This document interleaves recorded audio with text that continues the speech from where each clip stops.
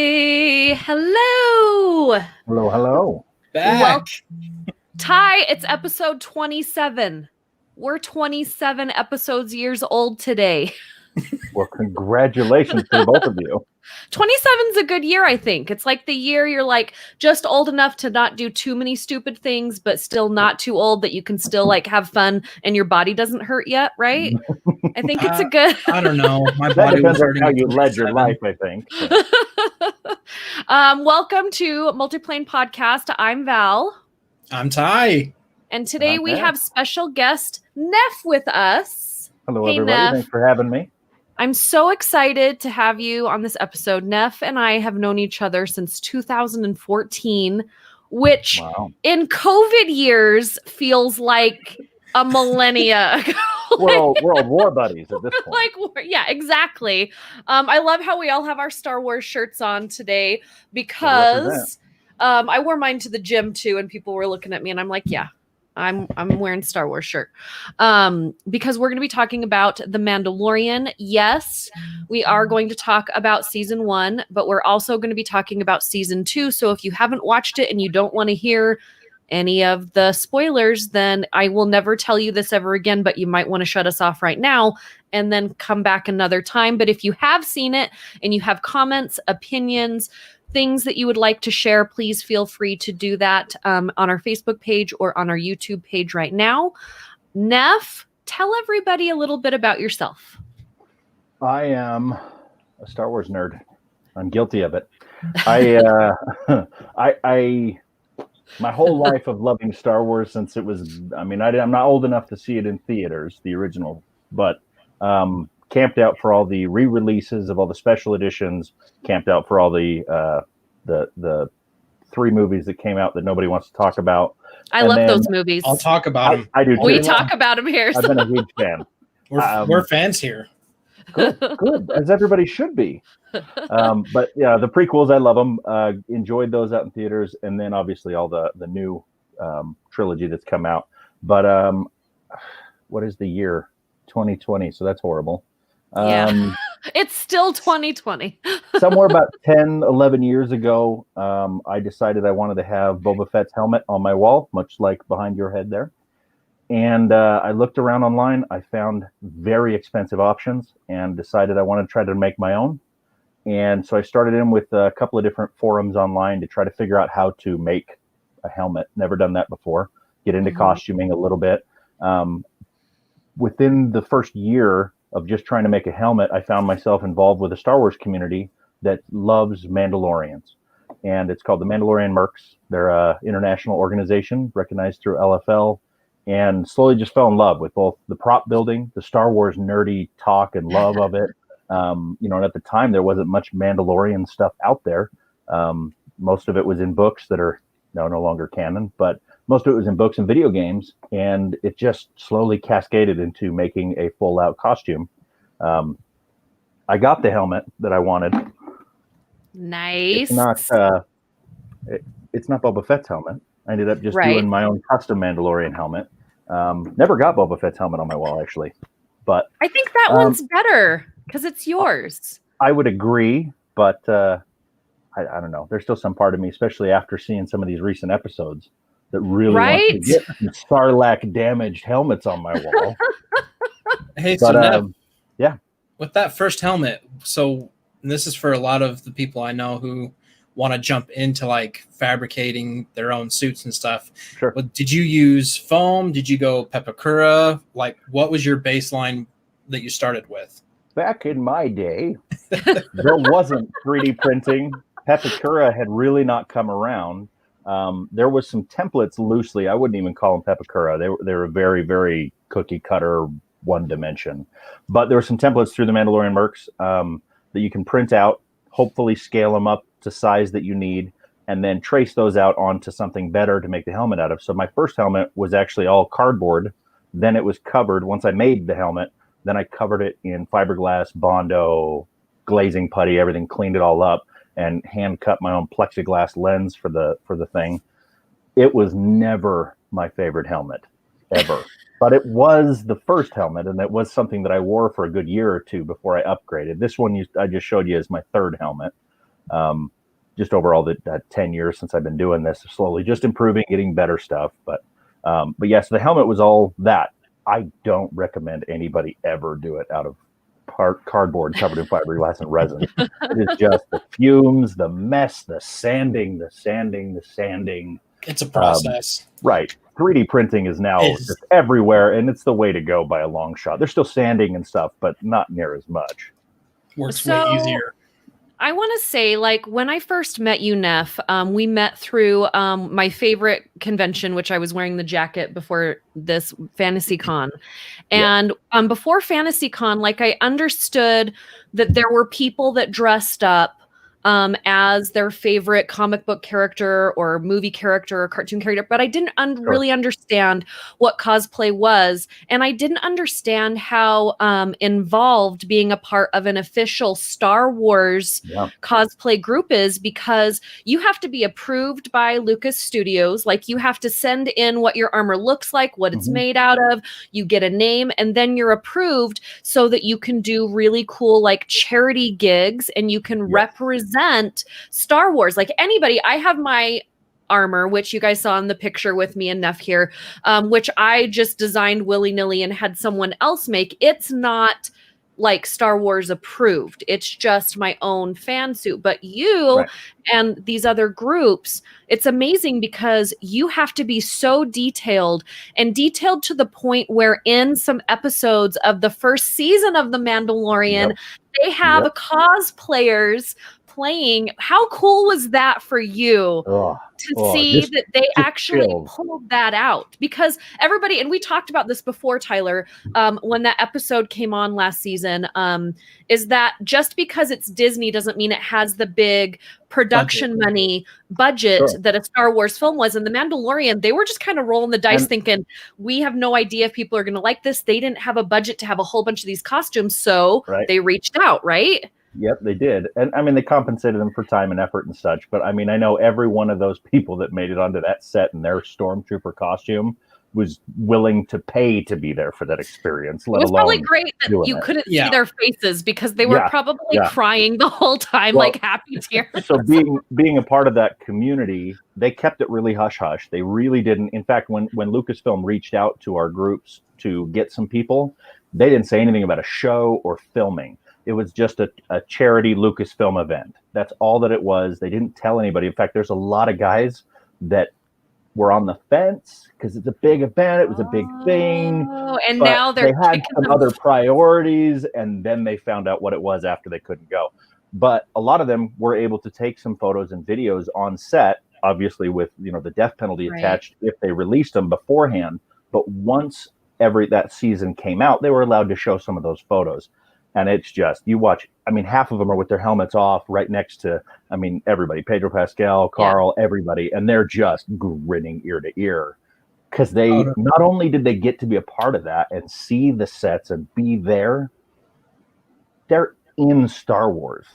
Yeah. Like from forever on, they're in Star Wars. And that's just, I just thought it was so neat, and I think it says something about Jon Favreau and how he really is. Sure. He is like a nerd's nerd. Like he created The Mandalorian because he's been a fan for so long, and he really wanted to create something that the fans would love, and he cares about the fans. And you can tell even like with some of the after shows of The Mandalorian, like the behind the gallery stuff, the gallery, that even the directors coming in that really didn't know much about Star Wars, they understand now what a big deal. I mean, they knew it was a big deal, but I think once you meet the people that are involved and the people that love Star Wars, you realize that it's So throughout all history with all movies, there's always directors saying how much they love the properties or whatever, and they're excited to.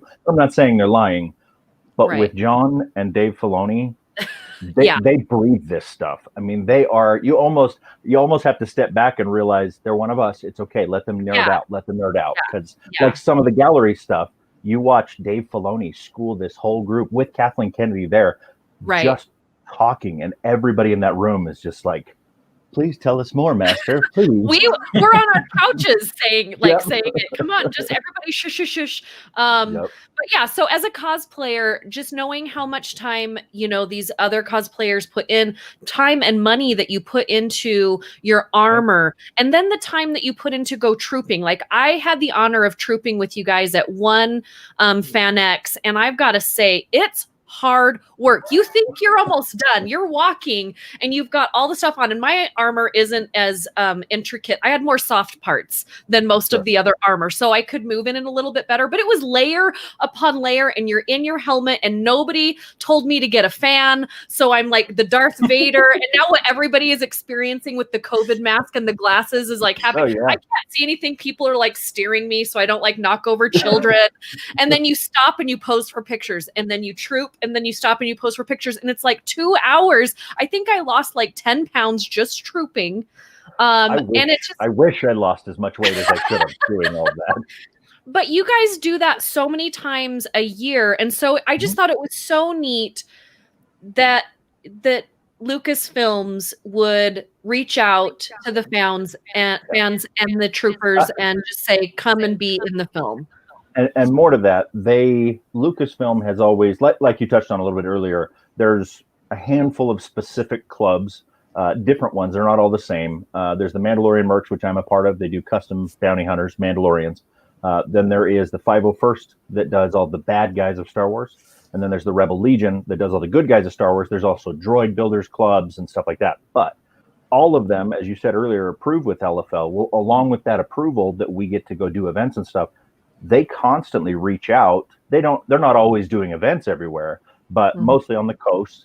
But they constantly reach out for movie premieres and for other charity events and to the Star Wars costuming community, and have volunteers come up and do events with them all the time. And that extends all the way back to when Lucas was directly involved. This isn't like a new Disney thing. Yeah, no. Lucasfilm has always tried to have that relationship with the fans. And I mean, it's kind of the love. No, it's just love relationship, really. All of us get to make our own Star Wars costumes, but then Star Wars actually lets us be a part of that in community. And it's just always been a really good relationship. So before we actually get into The Mandalorian, we're going to talk about a few Disney things, but I just want to say, like, how weird is this year, knowing that since 2013, really, I know there were some smaller conventions before the first Salt Lake Comic-Con, but 2013 exploded, and we've had multiple conventions of either Salt Lake Comic-Con, FanX, FantasyCon, like all of these different conventions every year. Sometimes so many in a year that you guys are like, I don't know if I can do everyone, and you have a sign-up list, and then 2020 comes and nothing. Like, is everyone else as just, and I'm not even a part of one of the cosplay groups, but I'm just like, I want to go and I want to get out. I want to go do things. Well, I just like be a part of our nerdy group of people, and knowing that we all, even if it's not the same fandom that we love, but like Ty, you love so many different things than I love, but when we all go to a convention, it's like we're all a big family. It doesn't matter what your fandom is. It doesn't matter how elaborate your costume is, or if you just put it together out of your closet.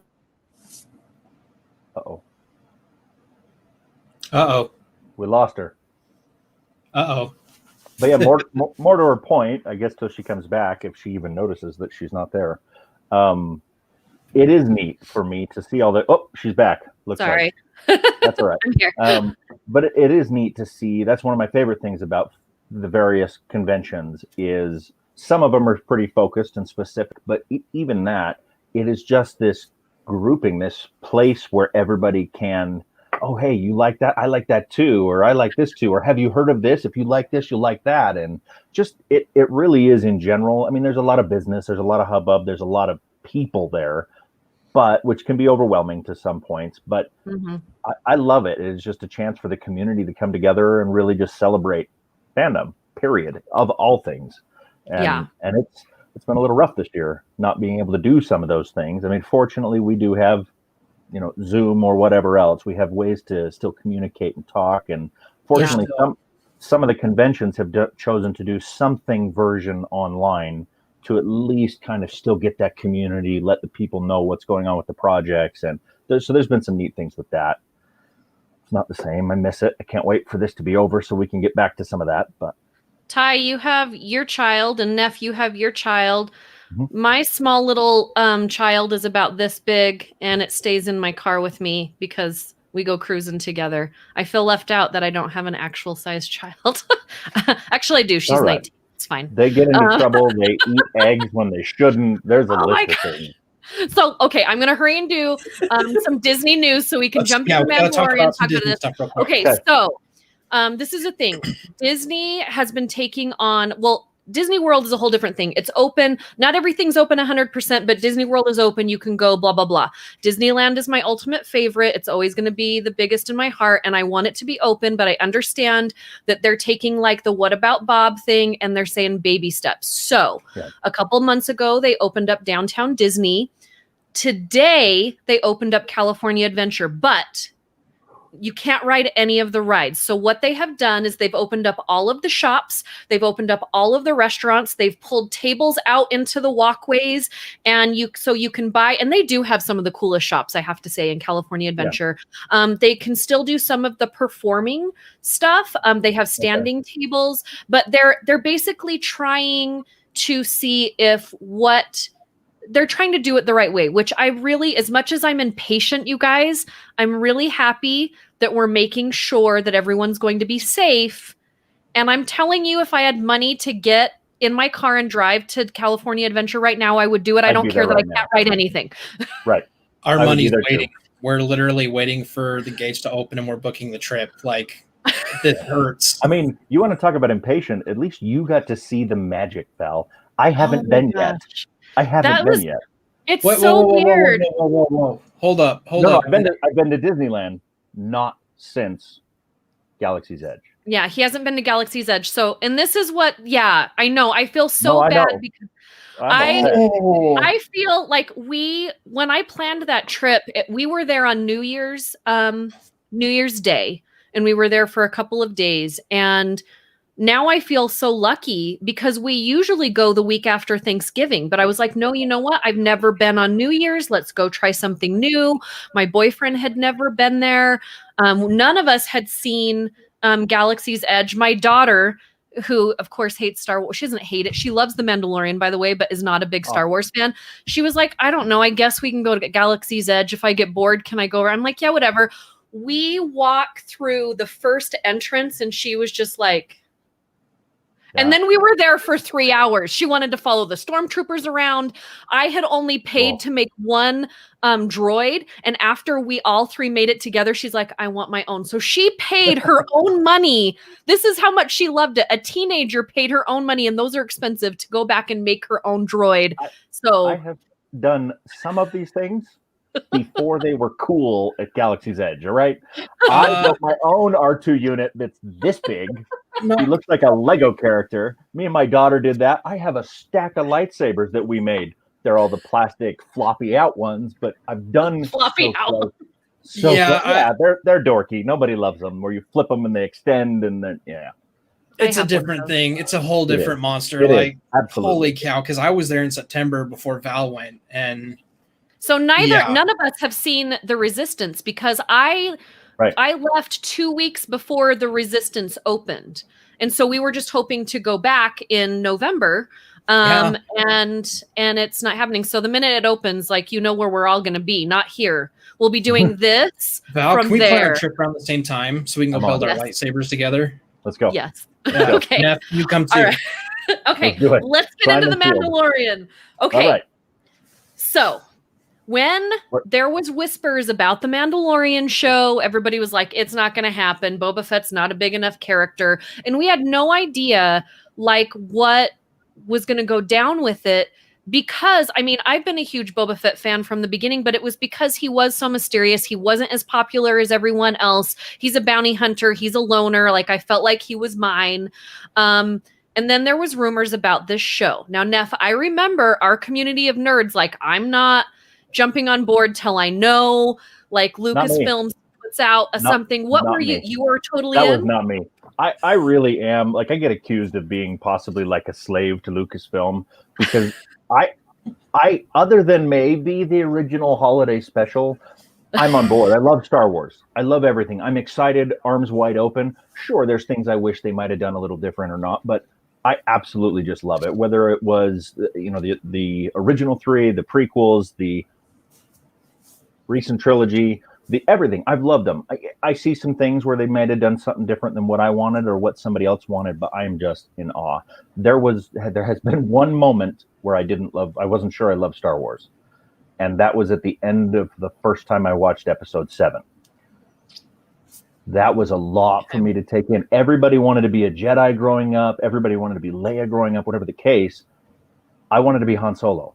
That was my favorite character. Yeah. And I was happy they didn't take out Chewbacca, because that's what happened in the books that are no longer a part of it. But what they did to Han, I walked out of that first showing and I wasn't sure I liked Star Wars anymore. Like that was the first time I've ever experienced that feeling of loving a character so much that it actually makes you question your love of that product when they're gone. That hurt a lot. And that's the only time I didn't go run out and see it again immediately. In fact, Val, I actually saw that with you. Yeah, I'm sorry that I knew what was going to happen. You did know, and there was a part of me staring at you like you could have warned me. I know. I'm glad you didn't, but you could have warned me. You could have saved my questionable. Now I don't know if I love Star Wars anymore. I felt so bad because you guys all came out to this premiere that I paid for the theater, and I gave everybody tickets, and I got to wear my armor, and it was 10:30 at night. I didn't sleep that night, and you guys were all excited, and then I'm like, you lied to us because you said it was good. I was sitting in my seat like, okay, when this happens, and my daughter turns to me and says, I'm never watching Star Wars again, because Han is her favorite because she loves Indiana Jones. Yeah. And she literally did not watch any other Star Wars until this last year with her boyfriend. Now is all caught up, but she was so angry. I was devastated. So, Neff, did you straight up walk out, or did you finish? No, I finished the movie. I mean, let's be honest, that part's near the end anyway. But it really every one of these, me and my group, we're back out there the next day seeing it again, if not an hour later. And that was the first one and only one. Since then I've done it, but that was the only one where I took like a day off to go. I don't know if I like J.J. Abrams anymore. I needed 3 days to digest it, because I went and saw it in a theater with only 6 other people. Yeah. And I was watching it, and after I got done with the first screening, I hated it. I was like, shit, I just bought a theater for this film. I was so angry. I spent $2,500 on a theater, plus prizes, plus like marketing on this event. And I hated it, but I've talked about this before, and we're kind of getting off the Mandalorian, but I've talked about this before. Sure. Star Wars for me, and I don't know, Ty, if it's the same for you, but it's not like some of the movies aren't super great. They're super fun, but some of them aren't super great movies. But it's the experience that you have with the audience. It's the experience that you have with your friends, and the love that you have of the characters that wipes all the stuff out for me that I don't think works all the time. Like, I can look past it, because when we were all in that packed theater of 2,500 people, and people are in costumes, and we had trooping beforehand, and we're all just waiting. It's 10:30 at night, and people are cheering together.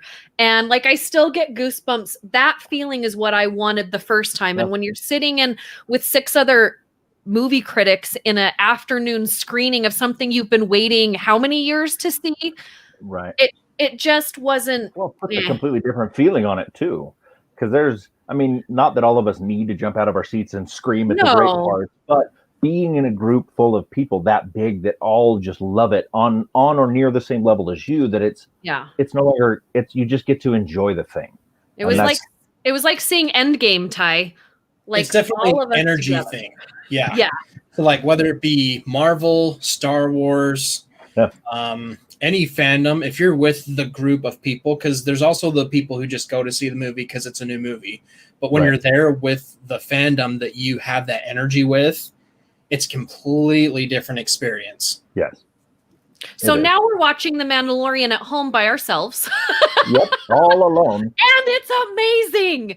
Like is. the first It is. season, I watched every episode at least 3 times. But that first episode, I got to tell you, Neff, that I have been planning for 3 years to do this cowboy Mando suit, like very much Dirty Harry meets Mandalorian like thing. I have the duster. It's been in my closet for 3 years. And then the opening scene of the Mandalorian coming out of the desert with like the shadow, I was just like, like I can't say the things that I felt because this is a family show, but I felt all of them. I felt very similar. I felt very much like it's Zen, and I've loved everything. I get accused of loving everything that they'll put out in Lucasfilm. I trust, but when that, I don't know. This might be the first property out of all of Star Wars that I was the most, just coming from my Mandalorian love. The Mandalorian mercs were kind of this niche thing that wasn't real big because the world didn't know what Mandalorians were, Right. and so this was kind of not ours.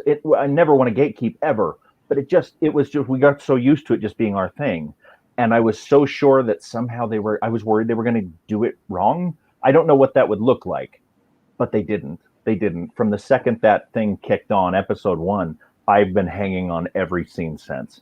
I don't know any other TV shows that I've watched as many times as I have season 1.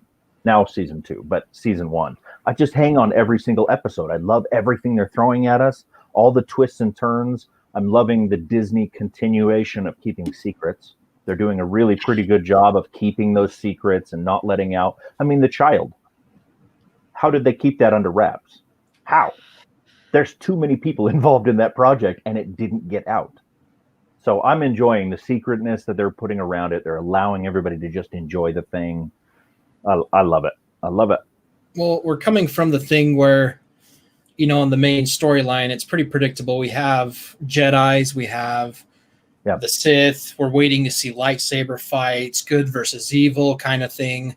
And this is something that's, like you said, Mandos didn't really have a presence aside from Jango Fett, Boba Fett, and even them, if we're being honest, this much exposure, right? Yeah. Like, as much as we all love Boba Fett, how many lines did he say? How much screen time did he occupy? None. He was a background character in most shots he was in. Until the special edition came out, I guess they added a little bit more to it. But like he got taken out by a blind man with a stick. Like, I can't explain why I love him so much, but I do. And it's just enriched it as this has gone on, obviously, with season 2 stuff. Well, and Ty and Neff, like, I feel like you guys, because you are hands-on with making things and you are hands-on with more behind-the-scenes story. Like, I've never read any of the books before. Like I've said before, I'm like a surface nerd. But coming into season 1 and then watching all of the behind-the-scenes stuff and seeing the very small sets that they were on to create these very big worlds. Ty, like, how nerded out were you to see, like, not just the costumes and, the special effects, but the sets that they were on, because they look massive, but they weren't. I'm in awe. Like, even with the only 3 episodes that we have now from season 2, you just look at, like you said, I'm sure if you keep watching the gallery, we're getting more of the behind the scenes stuff. I mean, I don't want to say that, I'm expecting to be odd every time, but it's what happens. Right. You're watching it, and like you said, to us watching, the finished product at home, it's this huge galaxy span show, but it's like, okay, reality, their cockpit's like this little booth that you're just sitting in, yet it's driving you up the wall to watch this over. Like Neff said, you watch the season 1 over and over and over again, and you have these small spaces that are portraying this huge galaxy that's just pretty much filling a lot of the fans. It's like fulfilling a lot of our wishes. Yeah, it is. But I think to get into maybe why it works a little bit better than maybe we'll just say the recent trilogy.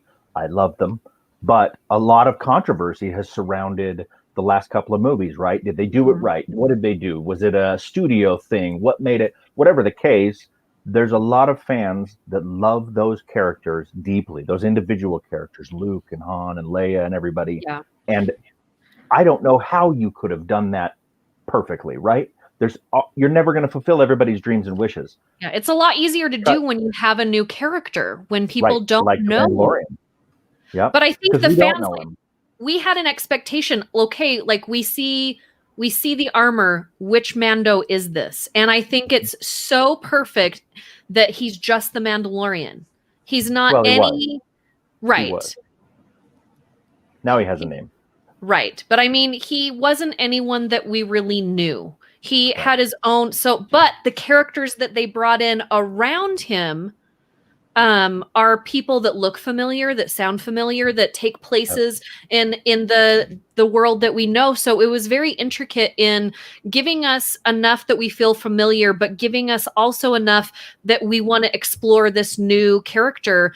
And I have to say, like, when I was trying to explain to people the first time I watched it, and they're like, I don't know if I'm really going to like it. What's it like? And I'm like, it's if Rogue One and Firefly had a baby, and then it's 100 times cooler than what that baby would be. Like, it's. And I go even simpler and just say it's just a space western. Well, I mean, but the feeling. There's more layers to it. Yeah.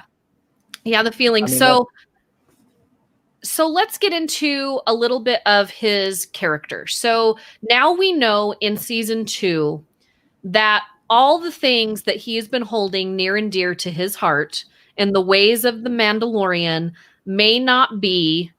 I'm saying may. I used the word may. They may not be the way. They may not be the way. Now, it's really weird for me to watch this last episode because I just got done watching all of these cult series on Netflix. And I'm like, wait a second. Is the Mandalorian in a cult? Like, I was just like, but I mean, there are so many different ancient ways of the Jedi, of all these things. Right. And so, and again, I don't know very much, but watching the first season and the fact that he only takes his helmet off one time, it's in, with a droid, it's not with another human. The fact that there was all of this hubbub about Pedro Pascal, like walking off set because he found out in season 2, he's not going to be taking his helmet off again. But then we have last week's episode where all the Mandalorians take their helmets off except for him. What was that moment like for you guys? So coming from the deep dive, right? I'm obsessed and love Clone Wars and Rebels, right? Yep. So in those, I got to say, I'm having a reverse effect of everybody else because when I first watched episode 1, season 1 of The Mandalorian, and they made such a big deal about not taking the helmet off, me and a lot of my friends were like, who's this guy? What is this place? This is not normal. They almost never have their helmets on. Boba Fett would be the exclusion to that. We almost never saw him without a helmet. But in all of Rebels and all of Clone Wars, where we have the characters we're getting to see now, but where we have Bo-Katan and all of the Death Watch Mandalorians, I would say 99% of their time is without a helmet on. But you guys have to understand that like 90% of the audience that's watching The Mandalorian has not seen Rebel. I've seen Rebels, but I've tried so hard, maybe not hard enough to watch. Need to skip through season 1. Period. Everybody says that, but you need to. But what I'm saying is like not everybody knows about Rebels. And so we've been indoctrinated into the fact that it's so important that he not take it off. Yep. That now I was just like, oh, who are these imposters? Because I just threw Rebels out the window, right? Because I don't ever expect Disney to follow anything that they've ever made before that. I have no expectations going in. Well, and our only not ours, right? But everyone enjoying the show that isn't aware of those things. Just the episode prior, we met Cobb Vanth, who's wearing a certain Mandalorian Boba Fett's armor. Yes! And he walks in that door, and those who knew he was not Boba Fett. Right. The armor didn't fit him. I know that's the first thing I said. He was off to one side. He didn't look right. He came wandering in like Clint Eastwood, kicking dirt and shing, shing, shing. And then first thing, let's get a drink, and pulls that helmet off. And it wasn't Tamura, the actor who's played all the clones and Jango Fett and everything, which would be the canon. So all of us nerds are like, that's not Boba Fett. That's not Boba Fett. But so did Din Djarin, our Mandalorian, the Mando. He looked at him and went, hang on, you're not a Mandalorian. Who are you? But he wasn't a Mandalorian. And so that already set the pace in the story for the watchers that if you're Mandalorian, you wear that helmet all the time. But if you're not Mandalorian, then you wouldn't. And he's already accused immediately, right? I'm going to take that armor off of you.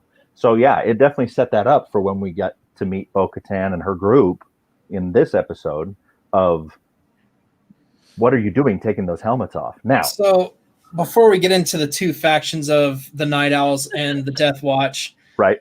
I just want to say on that first episode, I loved a lot of it, but I got a problem. Uh-oh. Okay, so we've been to Tatooine before, right? We have. How many times have we been to Tatooine with the different movies? And then you're going to take me here, and I've got, Vance over here acting like I'm your Huckleberry. Like, why do we all have a Western drawl on Tatooine? Like, here's why. Here's why. Okay, you say your why, and I'll give you my why. My why for it is it comes back to George Lucas. Everybody since Lucas has attempted to maybe do their own thing, branch out, but pay homage, right? And for those of us that are big on the original movies, the trilogy, the Clone Wars, the Rebels, the books, the video games, Knights of the Old Republic, for instance. Oh, I wish I would have left that on silent. I apologize. That's okay. They're throwing, I can't even call them Easter eggs. They're in your face. Yeah. But to the general muggles, they wouldn't notice these things. They just take them for granted. But that's one of them. So, but I also think in a bigger part of that, like just to get bigger into that, if you're a regular just Star Wars fan or Disney fan and you're just jumping into this for the first time and you've been on any of the Star Wars rides at Disneyland, you hear Tatooine. If you've seen, like, it is familiar. And that's one thing that they have to do is create something familiar for the outsider. And I think specifically back to your point about the Huckleberry, is that Lucas said a million times there was some samurai type movies, Kurosawa films and such that were his influence, but Boba Fett specifically, Jeremy Bullock, who was the actor that got to play Boba Fett, I've met him and had dinner with him a few times. One of the things we talked about was you didn't have really any character or lines. What were you doing? And he said that George told him that in his walking and behavior, he's kind of a Clint Eastwood type character. Well, that's what his costume was based off of. The woman created his armor, by the way. Yep. She created his armor to look like Clint Eastwood's character. And that's why he has a little more of the sash around there. And I don't think it's called a sash. Sorry if I just hurt a whole bunch of people's feelings. But she specifically says in interviews that it is based off of a Clint Eastwood character. And so that's why I've always wanted to have like a cowboy-esque armor set. Like that's why I wanted it, because it goes back to the bare bones of his character. Right. And I think that was part fan service, part familiarity, like you're saying. But Dave Filoni specifically is constantly throwing stuff in these episodes. He did it all throughout Rebels and Clone Wars too. He's putting stuff in here that is throwbacks to throwbacks to throwbacks. He is trying to not only just do homage, but he's also trying to see those that are paying attention to stuff. There's a lot of stuff throughout the years that he does that you can almost see him jump in the shot and go, if you catch it. See, and that I feel like was one of them, because when Cobb Vanth walks into that shot, we get this backlit Boba Fett-esque look. I've never seen a more Western. Like, I'm still surprised they didn't go ahead and put spurs on him so that when he walked, ching. But I think it was just completing and going back to that round image that George had, as well as that familiarity with it. So no joke, and I get it. Like, you know, Neff, I agree with you that the Mandalorian is pretty much like space Western, and he's like a gunslinger. Yeah, but like I said, when you've been to this place, and this is just me nitpicking, that's just going to bother me. I literally, through that entire episode, when you were going to go see, what are the names? The Sand People. Literally, I was waiting for the standoff music to be like. I was like, that happens later when people. we have a Tusken Raider standing in front of a giant cave going, Yeah. hello, hello. I'm sorry that you have such a problem with it, Ty, because it just made me so excited because this is the thing. I'm watching it on my phone on an airplane. I downloaded it at midnight the day that it came out. I got on an airplane at 6 a.m., 7 a.m., whatever it was, to go on my big vacation, and I'm watching it on my little small phone, and I'm like, wait a second.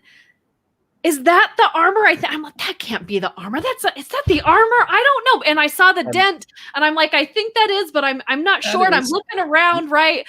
And then so when I told my boyfriend Dave, I'm like, as soon as we can get to a television where we can watch this, so we're at the hotel trying to cast the screen and yelling at it, and we finally see it. And I said, I think there's something in this that is something, but I don't want to tell you what it is, but I want you to tell me that I'm right. And so we're watching it, and I look over at him, and he's like, that's Boba Fett. And I'm like, yes. I said, but it's not, but it's his armor. The minute I saw that ill-fitting armor on the plane, I wanted to go over to all of my friends and see what they were. I'm like, that just hurts so many people's feelings right now. The ill-fitting armor hurts so many people's feelings. Deep dive on this very specific moment of Cobb Vanth. Who is he? Why is he wearing Boba Fett's armor? We get a real quick glimpse at why he's wearing the armor, but since Disney's acquisition, they have released a bunch of new books. And I'm not the biggest book reader in the world, but I heard good about a series called the Aftermath series. And I really wanted to get into this and watch it, read it through and everything. And in one of those books, they introduce this random character in a complete Western scenario coming in to save a desperate town from a bunch of bad guys. And that's where we get Cobb Vanth. And they introduce him. They describe the armor, but they can't or don't depict for sure that it's Boba's. So I've been probably a year and a half with this image in the back of my head. Was that really a guy named Cobb Vanth, or was that actually Boba Fett and he's lying about his name? What is this? Because he was dead set on getting that armor. So that just disappeared, and there was nothing else from it. So then when that episode pops out and he pulls that helmet off, I knew immediately who he was. And that's got to be the first time ever I've had that happen, where I'm into the books and I know something before everybody else. But even my wife watching it with me was at the end of the episode, she's like, okay, I got to know. He pulled his helmet off and you knew who he was. You laughed before he said anything. Sorry, my apologies. But I love that they did tie that in too. So I feel like they are kind of stringing us along this season. Every episode, other than the first episode, we're really only getting one major hint to what is to come. They're really kind of stringing us along a little bit. Yeah. But I mean, am I the only one that thinks that Boba's coming to get his armor? I hope, but I don't know. Yeah, because they see him out. But they show, he's out there. They show him. You said the actor's name that played Jango Fett that now is coming back to play Morrison. Plays Boba. He's on IMDb in the series as Boba. So I feel like he's coming to get it. So now I want to know, how did they get his armor? What happened to him and how did they get it? Well, agreed. I want to know. All we do and that's know what they're is doing to us. the damage on that armor is looking a little bit like stomach acid from a giant sand pit. I'm just saying, it's heavily damaged, but like paint damaged. Well, and we kind of saw. Can't see who it is. So in the last episode, the Mandalorian gets swallowed by something very similar in mouth shape as what Boba Fett, and so I didn't know if they were kind of giving us a glimpse, this is how someone can escape from this. I don't know, because that's the other thing too. That's probably I don't know if they're going to show us more about Boba Fett. Again, back to Dave Filoni, liking to give the fans just a little taste, a little bit of something, but maybe not all the way revealing something. I feel like it might have just been. I hope there's more to it. I do, but it may have just been an answer. Put him in the credits though on IMDb as Boba Fett. He was in it. He was in the show. Right, but they don't have it. they don't have it like together with the armor. So then if he did that just for us that would understand that, I would feel like he's doing a big disregard to the other 90% of the audience that's watching that doesn't understand who this person is and how he's connected to the show. Because when we saw him, we understood how he was connected to the armor. We knew who he was, right? He's going to show up for this first episode, and then we're not going to see him until season 3. Yeah, and that it's a could be tease. too. This might all be coming back around because, like season 1, we got introduced to a few characters. IG-11. When we met him, everybody instantly in love with him as the bounty hunter droid. And then right at the end of episode 1, chunk, and we're all like, "Well, that was fun, great." Yeah. And then we got him back when we didn't think we could, right? And then same with Quill, really. Quill, I'm not saying it right, but the little short guy. Yeah. We got him, and then he disappeared for a while, and it was like, oh, okay, so that's how the show's pacing. We're following Mando, but he's going to meet this person, this person, this person, and then halfway through that season, it was like, oh, they're back. Yeah, it's 3 episodes in, and we haven't even seen most of the characters from last season. So they really are being smart about introducing us to new people and not cluttering it with kind of the old people, I guess, the beginning characters. But was anybody else super excited when Filoni was in the plane? Oh, I was, because it was Filoni and what's his name? Heavens. I can't think of it, but I looked at. In the first season, we had Filoni, we had Deborah Chow, and we had, oh my heavens, I can't think of his name. Rick. I can't say his last name. He's one of the other directors. Rick Famuyiwa. Oh yes, I don't know how to say his name. But they were all pilots in season 1 for that prison break episode. But then for this one, we got him back, Dave Filoni back, and I just laughed. I love it every time he gets to nerd out in his own Star Wars stuff. Ty, what were you going to say? I totally cut you off. Oh no, you're good. I was just referencing to how we're just going to get a little bit of fat.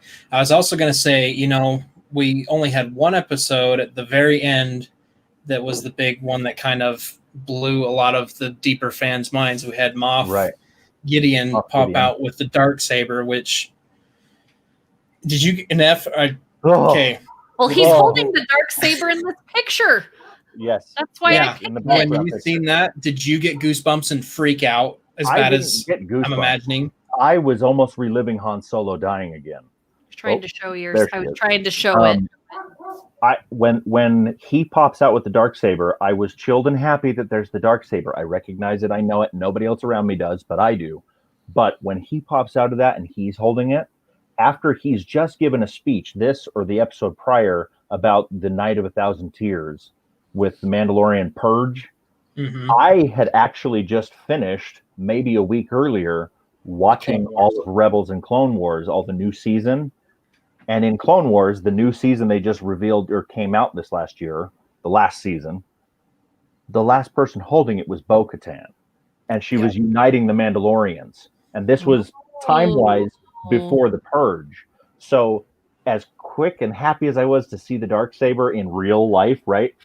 I immediately stood out of my chair and go, "What did you do to Bo-Katan, you son of that?" Literally, I screamed. I was my wife looked at me and she's like, "What is going on?" And I didn't say, "Oh, what happened?" because she's not as in depth yet. I was same thing. Fuming, and especially with his speech about the Night of 1,000 Tears and how Armando puts together the only way anybody could know my name, Din Djarin, is if they were actually doing the Purge. They were a part of it. And it's like, what did you do? What did you do? Where is Bo? What have you done? So the fact that we get Bo-Katan, that I hope it's a bigger story, but I was just happy to know she's alive. Are you guys happy with the casting of Bo-Katan? Because I love her. Yes, but she was the voice actress for Bo-Katan. But they don't often do that. You guys see that we'll have TV shows or animated shows, and they'll be huge, and they'll go to the big screen, and they cast somebody totally different. And I agree, but I would say that she had a leg up on that typical scenario because she is both, right? Whereas a lot of voice actors don't do both, or aren't necessarily in a physical ability to do a role like that. Some voice actors are just voice actors. Agreed. And where she is nothing, almost nothing but sci-fi properties, right? As She's far as the also live action one of the stuff. nicest people I've ever met, by the way. I got to Absolutely. meet her at the what was FanX 2 times ago, and she was 2 amazing. years ago, she was there. Yeah. Yeah, and so did I. And that was another fun one, kind of jumping subject, but with my daughter, I don't watch The Mandalorian without her. When I get home, she doesn't watch it without me either, right? COVID, she's home all day. But I get home from work and we sit down and we watch that every Friday night.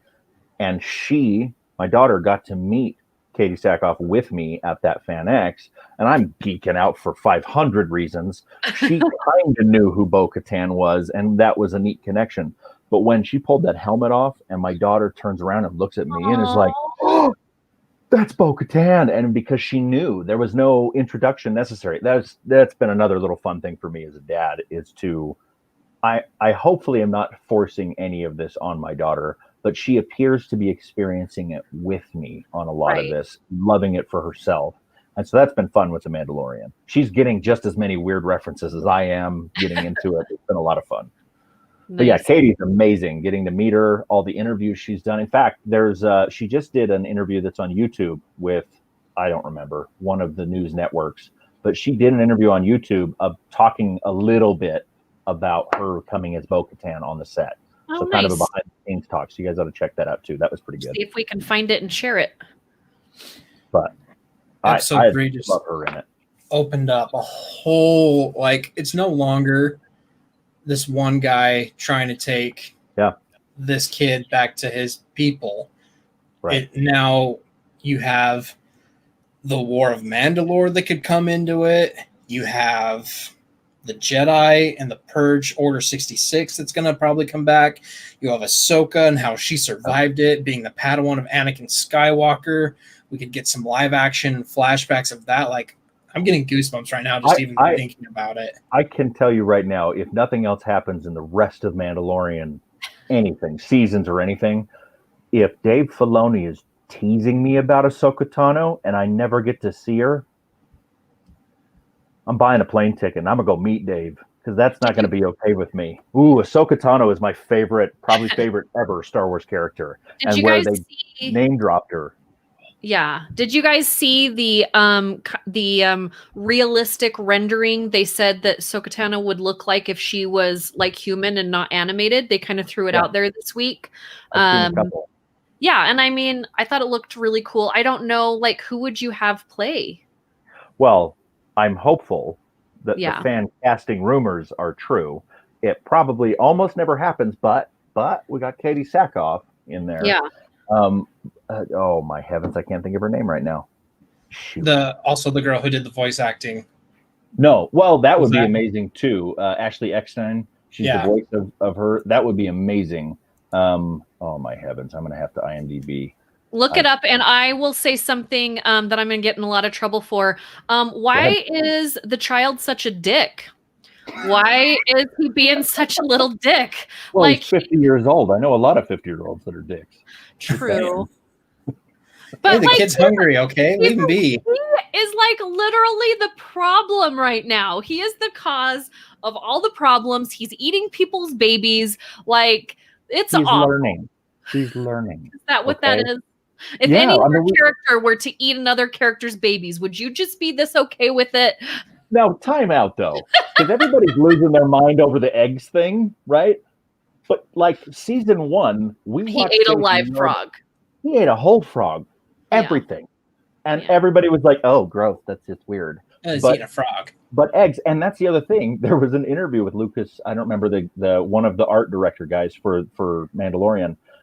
That came out and said, we actually said the dialogue when you first meet the passenger, right, the mama frog, that her eggs are unfertilized and she needs to get home so that process can happen and they can have more offspring. But that's her future children. It's her future babies. I ate 4 eggs today. Like, those can't be fertilized anymore. It's not the same. No, I'm not mad. It's not like it's not that like political side of it. It's just that he's kind of a little jerk right now. Like he is in a toddler phase. Like right now, everybody's putting their Christmas trees up. And if you have your Christmas tree up with all the shiny balls on it and you have a toddler in your home, that toddler is going to be the same dick as the child. And he's going to be mistaking that for a cat. Okay, let's not even go into that. Your baby will be taking Christmas ornaments off your tree next year. I'm just telling you right now. If you put them to where they can grab them, bingo. I'm short. I have to put them where they can grab them. I'm small. I'm a small person. But to your point, he ate those eggs, right? And there was some comedy levity to it, right? Where Mando's like, "How many of those did you eat?" No, stop it. And then even when in the next episode, right, he goes back to them and leaves baby with them, and is like.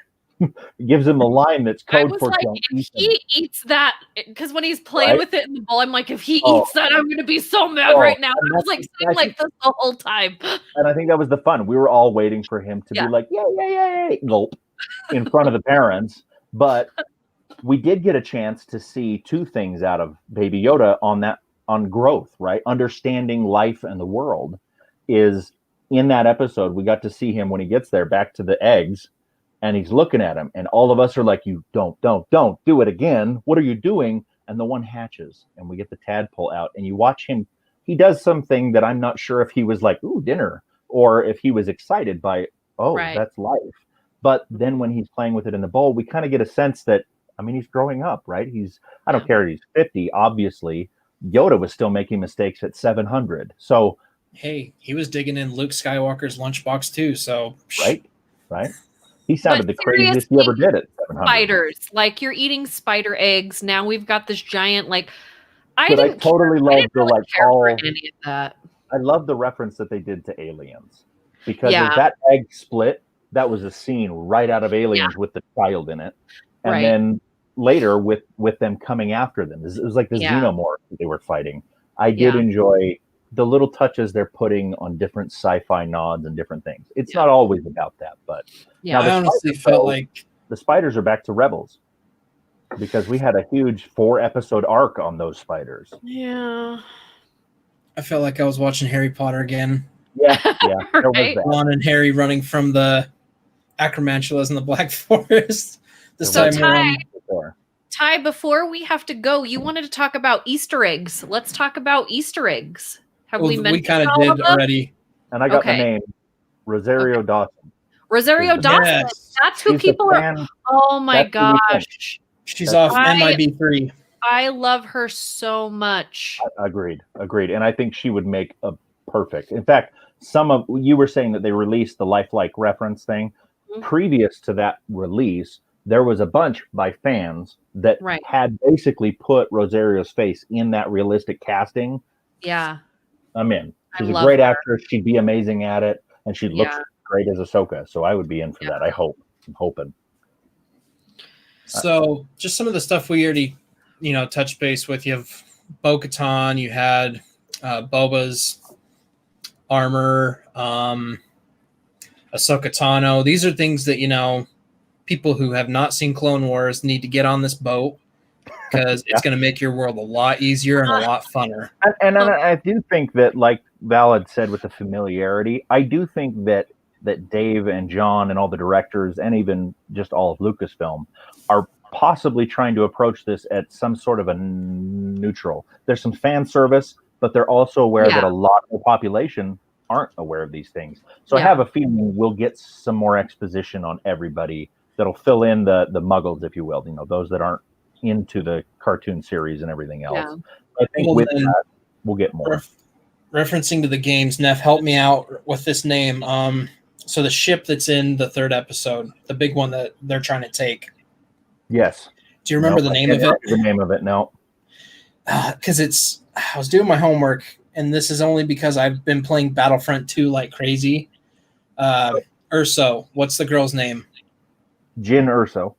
Jyn Erso. Her ship is named after either that ship or I'll post it. I do know that the ship they're trying to take, this is its probably 8th debut. It was in one of the big scenes in the Star Wars movies. Yep. It was in Rebels. It was in Clones, a version of it, right? So this Yeah. ship has been around for a while. I don't know where it was first introduced to, but I do know that it's been around a few. I don't know what I watched, but there was some sort of a like, we've seen this ship in 7 other places. I watch way too much YouTube. See, and that's another thing I watched. Oh, sorry, Val. Go ahead. No, go ahead. Go ahead. I was just going to say, so I watched something that ties it to Jyn Erso, where I'm going to go out on a limb and hope, because that storyline in Battlefront 2 takes place during the exact same time all this is going on. So it'd be cool if we had some of the, once Empire people who are going more rebel. And they threw a name in there. I'll have to find it and send it to you guys, but it ties it straight from her to what's going on in The Mandalorian right now. To where I'm like, hey, if we see Jyn Erso, well, that's I mean, something we could sit and talk about this for like I don't hours think we and can, hours Jim. and hours. But we've been going an hour. So I think what we should do, Just keep going, and you'll release the second part later. right? We're live. So if you're watching us live on YouTube or Facebook, thank you. If you're listening to us later, thank you for tuning in. But I think what we should do is come back after the last episode, Neff, if you'll come back on, and we'll kind of see if some of our predictions. I want you guys each to give one little prediction of what you think, something you think we're going to see. And then Neff, before you go, I want you to show everybody your cool mugs behind you and tell them where they can find your fun, nerdy mugs. But think of something you think is coming. I do personally think that whether it's a long moment or a short moment, I think that Boba Fett and the armor is going to come together. I don't know necessarily that he's going to put it on, but I think it's going to get back to him. And then if he goes away or whatever, I think sometime during this season, they're going to come together somehow. So I'm hoping to see that. What do you think, Ty? I'm predicting we're going to get a very extensive education on the war for Mandalore from back in the day in the Old Republic. Okay. Neff? It's the silliest thing. It's the first question that popped up when we met the child, and everybody called it Baby Yoda. We don't know the species. It's never come out. I don't know if George ever invented one. But there isn't any record of the species. And I'm interested to see us get all the way to that and maybe find more of that and actually experience where did the child come from. Maybe we don't get there in season 2, or do you think they'll push it along to season 3? I would bet we've got to move along. I bet hopefully he meets up with Ahsoka Tano. She has some answers, but none of them are going to be like, yep, you've made it. I'll take the kid. Yeah, I don't think he'll make it. Here's the next things that we have to do to get there. So, yeah. But I'm hopeful that we get a chance to, at some point, kind of have a finalizing end to the child, the life. Where did it come from, and get to that destination? I think it's kind of going to be like National Treasure. Like you get to one clue, and then it gives you another clue, and another clue, and then another clue. But I'm loving it either way. I'm super excited. I do want it to move a little bit faster. I'd like to get a little more information in the next episode. I feel like, again, they're kind of pulling us along a little bit, but I'm still loving it. Hope you guys enjoyed the show. Neff, tell everybody about your cool mugs. So me and my wife have our own company called Troublesome Trader. And we have our own website, troublesometrader.com. We're also on Etsy and Amazon and all the places, Facebook, Instagram, everything. But we sell coffee mugs or tea mugs, that sort of thing. Most of them are just aimed to be funny. Some are relatively offensive. So not necessarily all friendly for work. And some are funny offensive. Correct. Some are. We've got a pretty good array. But we custom make all the mugs ourselves and sell them out. We're available to ship them anywhere. Can you show us one? I absolutely can. One that's a little bit PG-13, nothing rated R. There's a few that he has that I'm like, I totally want to buy that. And now that I don't have to go into the office every day, I could actually drink out of it and nobody would care, because some of them really are. Here's just a smattering, if you will. But this one, Crazy Cat Lady, is my chosen vocation. I think most of us that own cats have some inner crazy cat lady. We did a couple for Halloween theme, but I think they're pretty relevant to most days at the office. That's cute. And then this was back to the more Halloween stuff. Work bad. But yeah, so we've got a bunch of stuff like that with characters on it. Some of it's just words. Some of it's, like I say, there's some leaped out words on some of them. But then we also do custom work. So if anybody out there has an idea for a mug they want or something they want to make for somebody, holiday season's coming up. But if your father or somebody always has a silly catchphrase they always say and you want to get it on a mug, we can get that printed out on a mug for anybody. But so yeah, troublesometrader.com or find us on Instagram or Facebook. Awesome. Ty, is your food truck going to be out anywhere this weekend? No, we're pretty much done for the season. Dang it! I'll let you know if we pick a random Saturday or something to go out. He texts me literally the morning after I'm driving back from my vacation. He's like, on your way back, stop by my house. I have food for you. And I'm like, I'm already back. I want my food, Ty. I'm here now. Where is it? All right, you guys, I hope you enjoyed this episode.